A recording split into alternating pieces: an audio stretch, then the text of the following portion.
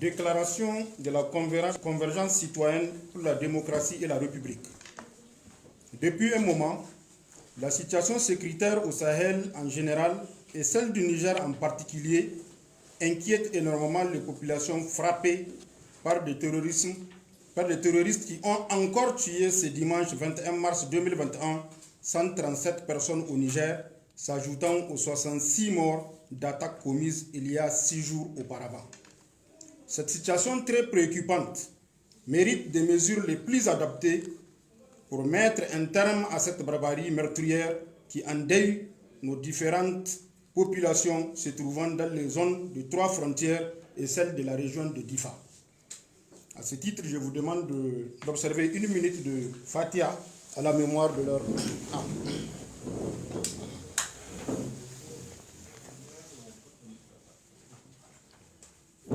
Voilà, je vous remercie.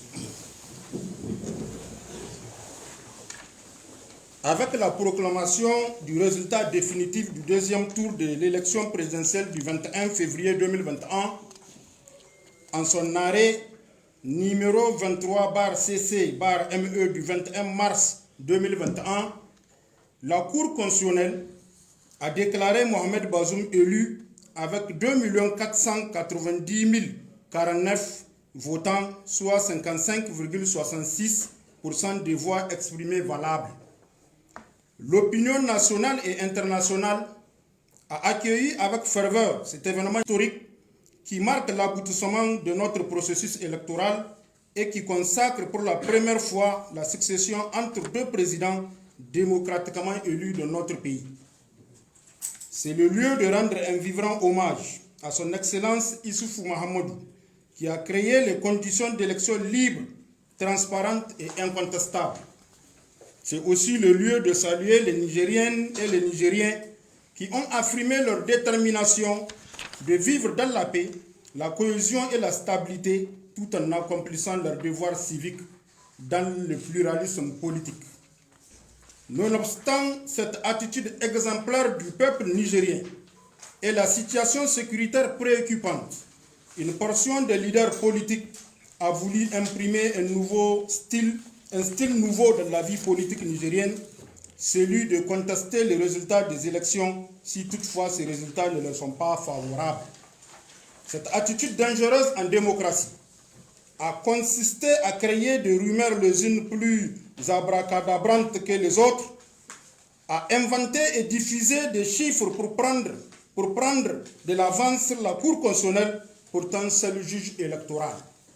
C'est ainsi qu'au lendemain de la proclamation des résultats globaux provisoires de la CENI, des actes d'une rare violence, étrangers à nos mœurs politiques, ont été enregistrés à Niamey et ses environs, occasionnant des dégâts matériels énormes et des pertes en vie humaine. Ce lundi 22 mars 2021 encore, plusieurs vidéos ont circulé sur les réseaux sociaux dans lesquelles on voyait aisément une foule de jeunes partisans excités et survoltés, convoyés chez le candidat perdant Mahaman Ousmane, attendant un mot d'ordre de violence. Ils auraient récidivé n'eût été la présence de l'impressionnant dispositif du maintien de l'ordre et le refus de ces derniers à sonner la cloche des hostilités. Le 22 mars au soir, des Nigériens médusés ont suivi le candidat perdant, M. Mahaman Ousmane, s'autoproclamer vainqueur tout en jetant du discrédit sur l'arrêt de la plus haute juridiction du pays, celle-là même qui a validé et proclamé les résultats des élections municipales, régionales, législatives et présidentielles premier tour acceptés de tous.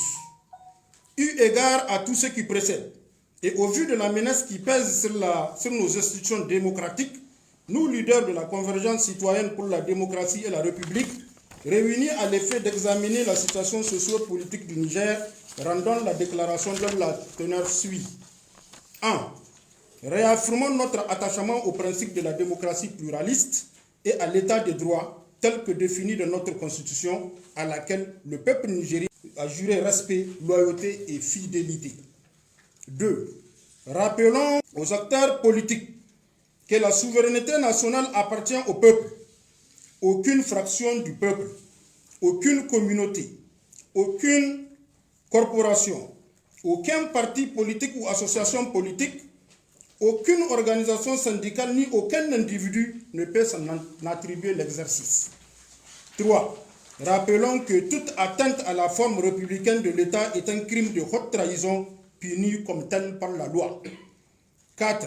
Demandons la formation d'un type de citoyen responsable, autonome, capable d'exercer une pensée critique dans la vie de la cité, qu'elle soit sociale ou professionnelle, en combattant l'animal qui est en chacun de nous, car une société riche, c'est une société avant tout riche de ses citoyens.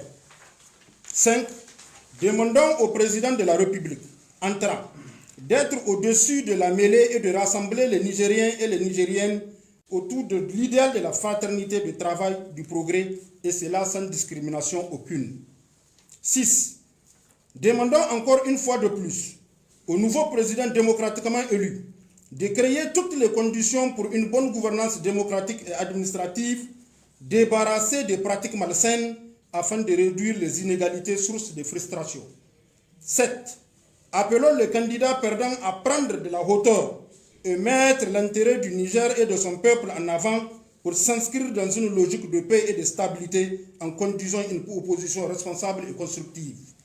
8. Appelons le peuple nigérien à s'engager dans la voie de l'unité et du développement inclusif en abandonnant tous les comportements de nature à ralentir le progrès économique et social amorci. 9.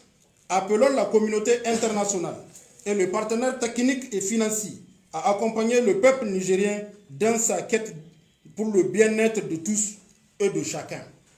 10. Condamnons les actes inhumains perpétrés par les terroristes contre les populations civiles dans plusieurs localités de notre pays et présentons par la même occasion nos condoléances aux familles des disparus et souhaitons un prompt rétablissement aux blessés. 11. Et enfin, implorons Dieu, le grand protecteur, de nous venir en aide pour que le Niger triomphe face aux ennemis de la République et d'apaiser nos cœurs et nos querelles pour un Niger prospère. Vive le Niger, vive la démocratie, vive l'état de droit. Je vous remercie.